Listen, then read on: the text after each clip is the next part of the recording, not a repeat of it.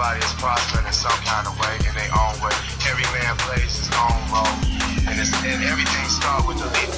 I'm a good leader, so I got good people that follow. You know what I'm saying? It's simple. You can only be like the nigga that's running your crew. If you got a robbing-ass boss, then you're gonna be a robbing-ass crew. If you got a real boss who know how to sacrifice and take the bad along with the good and show his crew know how to be men, then it's what you get.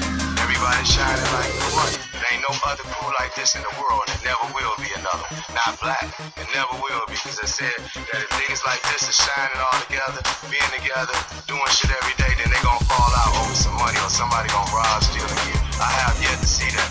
All of us get along with money.